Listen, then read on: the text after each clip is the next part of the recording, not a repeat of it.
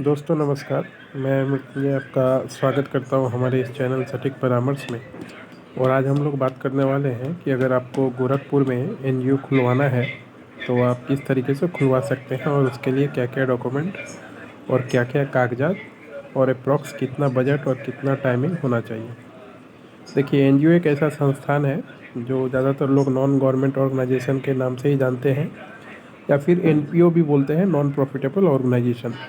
ये दो शब्द जो हैं बहुत फेमस हैं एनजीओ के फील्ड में। तो अगर आप गोरखपुर सिटी में हैं और एनजीओ खोलना चाहते हैं लोकल लेवल पे कोई भी काम करने के लिए, चाहे एजुकेशन से काम करें या कोई मंदिर हो आपका उसका रजिस्ट्रेशन कराने के लिए एनजीओ है, या फिर मान लीजिए कोई बच्चों के लिए आप काम कर रहे हैं या वृद्धाश्रम खोले हुए हैं, बुज़ुर्गों के लिए खाना वाना काम कर रहे हैं, या फिर मान लीजिए वाटर पे काम कर रहे हैं, पानी का प्रदूषण के ऊपर काम कर रहे हैं, या हवा के प्रदूषण पे काम कर रहे हैं, या मान लीजिए बुज़ुर्गों के लिए आश्रम खोल के रखे हैं, कुछ भी हो सकता है, या जानवरों के लिए आपने कोई संस्था खोल करना चाहते हैं। ये सब एनजीओ में ही आता है क्योंकि सेवामूलक काम है। अब इसको करने के लिए 3 तरह की चीज़ें होती हैं, 3 प्रकार की तरीके से आप एनजीओ खोल सकते हैं। पहला, एक सोसाइटी रजिस्ट्रेशन होता है यूपी में, तो उसको आप रजिस्ट्रेशन करवा सकते हैं। ऑनलाइन एप्लीकेशन होता है। मिनिमम 7 आदमी चाहिए होता है। सातों आदमी का Aadhaar card, PAN card, mobile number, email ID, कौन कौन क्या पोजीशन पे रहेगा ये डिटेल, और क्या वर्क आप कीजिएगा उसमें, जैसे हमने पहले बताया क्या क्या वर्क होता है उसका डिटेल्स ये देने के बाद आप ऑनलाइन एप्लीकेशन कर सकते हैं। और शायद इसमें आपको 1000 या 1500 इसी के आसपास का चालान लगता है, गवर्नमेंट का चालान। बाकी अगर कोई कंसल्टेंट काम करता है तो अपना फ़ीस अलग लेता है। मिनिमम वैसे आपको मार्केट में बता दूं आइडिया कि ये काम करने के लिए लोग 5 से 6 हज़ार रुपये लेते हैं।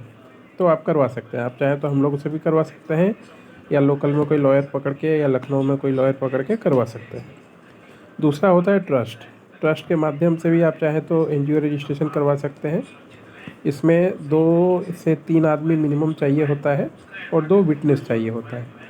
इसमें क्या होता है कि पहले एक डीड बनाया जाता है आपस में, और वो डीड को आप बीएलआर ऑफिस, यानी गोरखपुर में जो बीएलआर ऑफिस है वहाँ से आप उसको रजिस्ट्रेशन करवाने के लिए वहाँ पे जमा दीजिएगा कि कौन मेंबर रहेगा, कौन ट्रस्टी रहेगा, ट्रस्टी बोर्ड में कौन कौन रहेगा, उसका ऑफिस कहाँ पे रहेगा, ट्रस्ट का क्या रूल रेगुलेशन है, सारा कुछ बना कर जमा देना पड़ता है। और साथ में उसका फ़ीस जमा करना पड़ता है। उसके बाद वो लोग एक हेयरिंग का डेट देते हैं, और उस दिन जितने भी मेंबर हैं, जितने भी विटनेस वाले लोग हैं, सबको वहाँ पे जाना पड़ता है। और जाके अपना फिंगरप्रिंट या आँख का जो रेटिना होता है उसका स्कैनिंग, आपका थंब का स्कैनिंग, सारा कुछ जैसे ज़मीन का रजिस्ट्री होता है सेम वैसे ही प्रोसेस से करना पड़ता है। और उसके कम से कम 20 से 25 दिन बाद जाके आपको वो डीड मिलता है। उसके बाद आप उसका पैन कार्ड बनवा के आप अपना एनजीओ दर्पण में रजिस्ट्रेशन करवा के काम कर सकते हैं। और तीसरा होता है सेंट्रल गवर्नमेंट से रजिस्ट्रेशन, सेक्शन 8 का। इसमें जैसे प्राइवेट लिमिटेड कंपनी खुलती है उसी तरीके से एनजीओ खुलता है। इसमें डीएससी बनता है, डीन बनता है, नेम अप्रूवल होता है, डॉक्यूमेंटेशन थोड़ा ज़्यादा है और कंप्लाइंसेस भी थोड़ा ज़्यादा है। मगर इससे क्या है कि पूरे इंडिया में आप काम कर सकते हैं कहीं भी, तो फ़र्क है। और इसमें थोड़ा मतलब जो अगर थोड़ा पैसे वाले हैं आप और मेंटेन कर पाइएगा चीज़ों को, तभी आप एमसीए वाले में जाइएगा तो आपके लिए अच्छा रहेगा। यही 3 प्रकार होता है जिसके माध्यम से आप एनजीओ खोल सकते हैं आपका पूरे गोरखपुर में। तो अगर आप गोरखपुर से हैं तो हमारा जो नंबर है 9230222490 पे कांटेक्ट कर सकते हैं। हमारा लखनऊ में भी ऑफिस है, काम हो जाएगा।